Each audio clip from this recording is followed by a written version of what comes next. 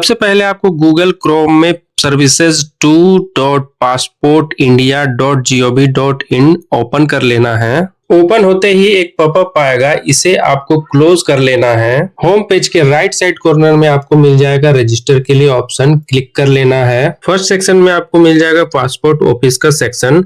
यहाँ पे आपको अपने अकॉर्डिंग अपना जो एरिया का ऑफिस है पासपोर्ट ऑफिस वो सेलेक्ट कर लेना है। फुल नेम के सेक्शन में आपको अपने डॉक्यूमेंट के अकॉर्डिंग अपना फुल नेम यहाँ पर लिख लेना है। ईमेल आईडी के सेक्शन में अपने गूगल का एक्टिव ईमेल आईडी आपको यहाँ पर फिल कर लेना है। इसके बाद आपसे पूछा जा रहा है कि क्या आप अपना ईमेल आईडी को ही लॉगिन आईडी रखना चाहते हैं। अगर चाहते हैं तो आप यस पे क्लिक करेंगे। इसके बाद आपको 14 कैरेक्टर का एक पासवर्ड रखना है, जिसके लिए मैंने एक एग्जांपल दे रखा है। आप उसके अकॉर्डिंग उस टाइप का ही कोई पासवर्ड आप रख सकते हैं। फिल करने के बाद आपको साइन अप के टैब पे क्लिक करना है। आपके मेल आईडी पे वेरिफिकेशन के लिए एक ओटीपी जाएगा, उसे यहाँ पर आपको फिल करना है। ओटीपी फिल करने के बाद आपका अकाउंट क्रिएट हो जाएगा। लॉगिन करने के लिए बैक टू लॉगिन पे क्लिक करेंगे। इसके बाद आपको लॉगिन करने के लिए लॉगिन आईडी मांगा जाएगा, जहाँ पे आपको अपना मेल आईडी फिल करना है और कंटिन्यू पे क्लिक करना है। यहाँ पे आपको दो ऑप्शन मिल जाते हैं, पासवर्ड और ओटीपी के जरिए लॉगिन करने का। तो मैं पासवर्ड के जरिए यहाँ पे लॉगिन करूंगा। लॉगिन होने के बाद हमारे सामने बहुत सारे ऑप्शन आ जाते हैं, जिसमें से हमें अप्लाई फॉर फ्रेश पासपोर्ट और री इशू ऑफ पासपोर्ट पे क्लिक करना है। क्लिक करने के बाद आपको एक ऑप्शन मिलेगा, जहां पर आपसे पूछा जाएगा कि आपका कोई पुराना पासपोर्ट है, तो यहाँ पर आपको वो नंबर दर्ज करना है। और अगर आपको फ्रेश पासपोर्ट बनाना है तो स्किप फॉर नाउ पे क्लिक करना है। यहाँ आपको नेक्स्ट के टैब पे क्लिक करना है। पासपोर्ट टाइप में हमें गिवन नेम में फर्स्ट नेम, मिडिल नेम और सरनेम में लास्ट नेम, जेंडर में आपको मेल फीमेल जो भी है। इसके बाद अदर नेम से कोई जाना जाता है तो यस या नो करना है। अगर आपका नाम कभी चेंज हुआ है तो यहाँ पे आपको बताना है। डेट ऑफ बर्थ के सेक्शन में आपके आधार के अकॉर्डिंग यहाँ पर डेट ऑफ बर्थ चूज करना है। इसके बाद आपकी जन्म किस गांव किस शहर में हुई है यहाँ पे दर्ज करना है। यहाँ मैरिटल स्टेटस सेलेक्ट करना है। अपना स्टेट डिस्ट्रिक्ट चूज करना है। इसके बाद आपका इंडिया में सिटीजनशिप कब से है चूज करना है। पेन नंबर अगर आपके पास है तो यहाँ पर आप दे सकते हैं। वोटर आईडी नंबर अगर आपके पास है तो वो भी यहाँ पर दे सकते हैं, लेकिन ये जरूरी नहीं है कि आपको देना ही है, आप चाहे तो इसे छोड़ भी सकते हैं। इसके बाद आपको मिल जाएगा एम्प्लॉयमेंट टाइप। यहाँ पर आप बिजनेस करते हैं या फिर गवर्नमेंट जॉब है या फिर हाउस वाइफ है या फिर स्टूडेंट है, बताना है। यहाँ पर अगर आप माइनर है तो यस करेंगे, अदरवाइज यहाँ पे नो करेंगे। इसके बाद आपको मिल जाएगा एजुकेशन क्वालिफिकेशन। आपकी जो भी एजुकेशन या फिर क्वालिफिकेशन है यहाँ पर आपको सेलेक्ट कर लेना है। अगर आपका एजुकेशन क्वालिफिकेशन 10th से कम है तो आपका नॉन एसीआर कैटेगरी में नहीं आएगा। कोई भी विजिबल डिस्टिंक्ट मार्क है तो यहाँ पर आपको फिल कर देना है। इसके बाद आपको मिल जाएगा आधार कार्ड नंबर का सेक्शन। अगर आप चाहे तो यहाँ पर आधार कार्ड फिल कर सकते हैं। इसके बाद आई एग्री के सेक्शन में यस पे क्लिक करना है और सेव और नेक्स्ट के टैब पे हमें क्लिक करना है। अगला ऑप्शन मिलता है हमें एप्लीकेंट्स डिटेल का। पहले सेक्शन में हमें मिलता है फादर का नेम या फिर लीगल गार्जियन का नेम। यहाँ पर हमें पहले टैब में फर्स्ट नेम और मिडिल नेम डालना है। दूसरे में हमें सर नेम में लास्ट नेम डालना है। इसके बाद हमें मदर नेम के सेक्शन में आना है। यहाँ पर हमें फर्स्ट नेम, मिडिल नेम और सर नेम में लास्ट नेम। इसके बाद हमें ऑप्शन देखने को मिल जाता है लीगल गार्जियन का नेम। अगर आप मैरिड सेलेक्ट करेंगे तो यहाँ पर आ जाएगा स्पाउस का नेम, अदरवाइज अगर आप सिंगल सेलेक्ट करेंगे तो यहाँ पर आपको ब्लैंक छोड़ देना है। सेव एंड नेक्स्ट पे क्लिक कर देना है। अगला ऑप्शन मिलता है एड्रेस डिटेल का। यहाँ पे हमसे पूछा जा रहा है फर्स्ट ऑप्शन पे क्या आप इंडिया से बाहर रहते हैं। दूसरे ऑप्शन पे हाउस नंबर डालना है अगर आपके पास है तो, या फिर स्ट्रीट नेम, या फिर अगर आप गांव में रहते हैं तो मोहल्ले का नाम। थर्ड ऑप्शन पे मिलेगा आपको विलेज या फिर टाउन का नाम। फोर्थ ऑप्शन पे मिलेगा आपको पिन कोड, जो भी आपका एरिया का पिन कोड होता है उसे आपको यहाँ पर दर्ज करना है। इसके बाद आप जिस भी स्टेट में रहते हैं यहाँ पर सेलेक्ट करेंगे। डिस्ट्रिक्ट के ऑप्शन में अपना डिस्ट्रिक्ट सेलेक्ट करेंगे। पुलिस स्टेशन के ऑप्शन पे अपना पुलिस स्टेशन सेलेक्ट करेंगे। इसके बाद अगला ऑप्शन मिलता है आपको मोबाइल नंबर का। आपको यहाँ पे ध्यान देना है कि आपको इंडिया का जो कंट्री कोड है +91 वो आपको नहीं डालना है। जो भी मोबाइल नंबर है 10 डिजिट का वो आपको यहाँ पे डालना है। नेक्स्ट ऑप्शन मिलेगा आपको ईमेल आईडी का। जो भी आपका गूगल का मेल आईडी है वो आपको यहाँ पर फिल कर देना है। इसके बाद आपको अगले ऑप्शन पे मिलेगा परमानेंट एड्रेस का। अगर आपके पास परमानेंट एड्रेस अवेलेबल है तो यस पे क्लिक करना है। मेरे केस में परमानेंट एड्रेस अवेलेबल है तो मैंने यस पे क्लिक किया है। नेक्स्ट ऑप्शन पे आपसे पूछा जा रहा है कि क्या आपका परमानेंट एड्रेस और प्रेजेंट एड्रेस एक ही है। मेरे केस में सेम है तो मैंने यस पे क्लिक किया है। तो एड्रेस डिटेल फिल करने के बाद हम सेव एंड नेक्स्ट के टैब पे क्लिक करेंगे। तो यहाँ पर एक पॉपअप आएगा जिसमें बोला जा रहा है कि आरपीओ सेविंग के बाद आप कोई भी चेंज नहीं कर सकते हैं। तो हमने जो भी फॉर्म में फिल किया है अच्छे से मिलान कर लेना है। इसके बाद हमें ओके के ऑप्शन पे क्लिक कर देना है। क्लिक करने के बाद अगला ऑप्शन हमें मिलता है इमरजेंसी कॉन्टेक्ट का। यहाँ पे हमें ऐसे व्यक्ति का नाम दर्ज करना है जो कि आपको अच्छे तरीके से जानता हो, या फिर फैमिली मेंबर्स में से भी आप किन्हीं का नाम दे सकते हैं जिनकी उम्र 18 या 18 साल से अधिक हो। तो हमें यहाँ पर सबसे पहले उनका फुल नेम एंटर करना है। फुल नेम एंटर करने के बाद इन्वर्टेड कोमा लगाकर हमें यहाँ पर उनका फुल एड्रेस भी फिल करना है। इसके बाद वाले सेक्शन में उनका एक्टिव मोबाइल नंबर यहाँ पर फिल करना है। इसके बाद ईमेल आईडी का सेक्शन मिलेगा, इसे आप फिल कर भी सकते हैं या फिर इसे छोड़ भी सकते हैं। इमरजेंसी कॉन्टेक्ट फिल करने के बाद हम सेव एंड नेक्स्ट पे क्लिक करेंगे। इसके बाद हमें अगला ऑप्शन मिलेगा प्रीवियस पासपोर्ट का।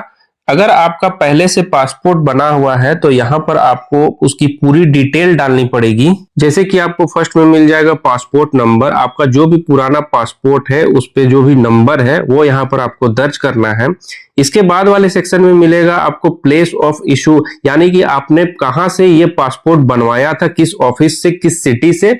इसके बाद आपको मिलेगा डेट ऑफ इशू, मतलब कि जारी होने की जो तिथि है वो यहाँ पर आपको सेलेक्ट करना है। इसके बाद वाले ऑप्शन में मिलेगा डेट ऑफ एक्सपायरी, मतलब कि आपका जो प्रीवियस पासपोर्ट है उसकी एक्सपायरी डेट क्या है जो कि आपके पासपोर्ट पर मिल जाएगी। इसके बाद वाले ऑप्शन में मिल जाता है फाइल नंबर, जो कि आपके पासपोर्ट पे ही ये दर्ज होता है, एक नंबर होता है फाइल नंबर, वो यहाँ पर आपको दर्ज करना है। ये मैंडेटरी नहीं है, यानी कि जरूरी नहीं है, ये आप चाहे तो डाल भी सकते हैं या फिर इसे छोड़ भी सकते हैं। इसके बाद वाले ऑप्शन में मिलता है details of previous current diplomatic official passport, यानी कि आपका डिप्लोमेटिक या फिर ऑफिशियल पासपोर्ट है, अगर है तो आपको डिटेल देना है, अगर नहीं है तो आपको नहीं देना है।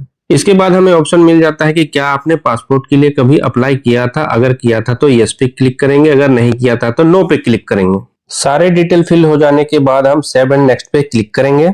अगला ऑप्शन हमें मिल जाता है अदर्स डिटेल का, जहां पर हमसे पूछा जाता है कि पुलिस केस या फिर क्रिमिनल रिकॉर्ड तो नहीं है। तो आपको यहाँ पर सारे डिटेल में नो नो के ऑप्शन पे क्लिक कर देना है। इसके बाद हमें सेव एंड नेक्स्ट के ऑप्शन पे क्लिक करना है। नेक्स्ट ऑप्शन हमें मिलता है पासपोर्ट प्रीव्यू का, जहां पे हमें ध्यान देना है कि हमारे जितनी भी डिटेल हमने यहाँ पर दर्ज की है वो सारी सही है कि नहीं, सबका मिलान कर लेना है। मिलान करने के बाद हमें नीचे पे मिलेगा आई एग्री का ऑप्शन, हमें इसे क्लिक करना है और सेव एंड नेक्स्ट के ऑप्शन पे क्लिक कर देना है। नेक्स्ट ऑप्शन में हमें डिटेल्स वेरिफिकेशन का सेक्शन मिलेगा, जहां पर हमें प्रूफ ऑफ बर्थ के सेक्शन में ड्राइविंग लाइसेंस, पैन कार्ड या फिर मैट्रिक के सर्टिफिकेट, बहुत सारे ऑप्शन मिल जाएंगे जिसमें से आपको चूज कर लेना है। इसके बाद वाले सेक्शन में हमें मिलेगा proof of present residential address. तो यहाँ पर हमें एड्रेस प्रूफ के लिए आधार कार्ड दे सकते हैं, वोटर कार्ड दे सकते हैं, वाटर बिल, बिजली बिल, जो भी आपके पास है सेलेक्ट कर लेंगे। इसके बाद नीचे में हमें आई एग्री का ऑप्शन मिलेगा, हमें उस पर क्लिक करना है और आप जहां से भी फॉर्म को फिल कर रहे हैं उस जगह का नाम यहाँ पे फिल करना है। फिल करने के बाद सारी डिटेल चेक करने के लिए आप प्रीव्यू पे क्लिक कर सकते हैं। प्रीव्यू में क्लिक करके आप देख सकते हैं कि आपने क्या क्या डिटेल डाला हुआ है और वहां पर आप मिलान कर सकते हैं। अगर कोई भी डिटेल आपको गलत लगती है तो यहाँ पर आप प्रीवियस जा करके फॉर्म को एडिट कर सकते हैं, क्योंकि एक बार आपने अगर सबमिट कर दिया और पेमेंट कर दिया तो फिर आप फॉर्म को एडिट नहीं कर पाएंगे। हमने सारा मिलान कर लिया है, सबमिट के टैब पे क्लिक करेंगे। सबमिट में टैप करते ही नेक्स्ट ऑप्शन में हमें पे एंड शेड्यूल अपॉइंटमेंट का ऑप्शन मिलेगा, इसे हमें क्लिक करना है। इसके बाद हमें नेक्स्ट ऑप्शन में पीएसके सेलेक्ट करने का ऑप्शन मिलेगा। आपके घर के पते से जो भी पीएसके नजदीक पड़ता है उसे आप सेलेक्ट कर लें। जैसे ही आप सेलेक्ट करेंगे आपके पास एक पॉपअप आएगा। पॉपअप आने के बाद वहां पर आपको ओके के बटन पे क्लिक करना है। इसके बाद आपको अपॉइंटमेंट डेट का ऑप्शन मिलेगा, कैलेंडर पे क्लिक करना है। इसके बाद आपको अगले 5 दिन का जो भी अपॉइंटमेंट डेट लेना चाहते हैं उस डेट पे आप ले सकते हैं, जो कि आपको डेट ग्रीन कलर से सर्कल में मिलेगा। एक डेट आपको चूज कर लेना है। इसके बाद आपको बुक अपॉइंटमेंट के टैब पे क्लिक कर देना है। एक पॉपअप आएगा, आपको ओके पे क्लिक करना है। नेक्स्ट ऑप्शन में आपको पेमेंट की सारी डिटेल देखने को मिल जाएगी। हमें नीचे स्क्रॉल करना है। पेमेंट आप कैसे कर सकते हैं, सारी डिटेल आपको यहाँ पर मिल जाएगी। आपको पे नाउ पे क्लिक करना है। पे नाउ पर क्लिक करते ही आपको नेक्स्ट ऑप्शन में पेमेंट गेटवे, जिसमें इंटरनेट बैंकिंग, यूपीआई और क्रेडिट कार्ड का ऑप्शन मिल जाएगा। तो हम यहाँ पर यूपीआई के थ्रू पेमेंट करेंगे। नेक्स्ट ऑप्शन में आपको पेमेंट डिटेल मिल जाएगा, जिसमें नीचे में आपको यूपीआई आईडी या फिर क्यूआर कोड के थ्रू पेमेंट कर सकते हैं। तो हमने यहाँ पर क्यूआर कोड का ऑप्शन चुना है। कंफर्म के ऑप्शन पे क्लिक करेंगे। हमारे पास एक क्यूआर कोड जनरेट होकर के आ जाएगी। हमें अपने यूपीआई एप्लीकेशन के थ्रू स्कैन करके पेमेंट कर देना है। तो जैसे ही हमने पेमेंट किया है, पेज रिलोड लेगा और यहाँ पे हमें ओके पे क्लिक करना है। इसके बाद पेज फिर से रिलोड लेगा। पेमेंट सक्सेसफुल हो जाने के बाद हमारे पास अपॉइंटमेंट कंफर्मेशन रिसिप्ट का एक मैसेज आएगा। यहाँ पर हमें सारी डिटेल मिल जाएगी। हमें इस अपॉइंटमेंट रिसिप्ट को प्रिंट करके रख लेना है। अगर आपके पास प्रिंटर नहीं है तो इसे पीडीएफ में सेव करके रख सकते हैं। तो सेव करने के लिए प्रिंट अपॉइंटमेंट पे क्लिक करेंगे, यहाँ पे ओके पे क्लिक करेंगे। ओके में क्लिक करने के बाद हमारे पास एक विंडो आएगा, जिसमें आपको राइट साइड कॉर्नर में डेट के बगल में 3 डॉट मिलेंगे। इस पे हमें क्लिक करना है। क्लिक करने के बाद हमें व्यू का ऑप्शन मिलेगा, इस पे क्लिक करना है। यहाँ पर नीचे हमें स्क्रॉल करने पर प्रिंट अपॉइंटमेंट रिसिप्ट का ऑप्शन मिलेगा, इस पे हमें क्लिक करना है। नीचे स्क्रॉल करने के बाद गेट अपॉइंटमेंट एसएमएस का ऑप्शन मिलेगा, इस पर आप मैसेज ले सकते हैं या फिर प्रिंट एप्लीकेशन पर क्लिक करने पर अपॉइंटमेंट वाले रिसिप्ट जनरेट होकर के आ जाएगी। जैसे ही प्रिंट रिसिप्ट जनरेट होकर के आ जाती है, आप नीचे स्क्रॉल करेंगे तो नीचे में आपको मिल जाएगा प्रिंट एप्लीकेशन रिसिप्ट, इस पर आपको क्लिक करना है और यहाँ पर आपको मिल जाएगा सेव एज पीडीएफ, आपको सेव कर लेना है। अगर आपके पास प्रिंटर है तो आप यहाँ से प्रिंट भी कर सकते हैं।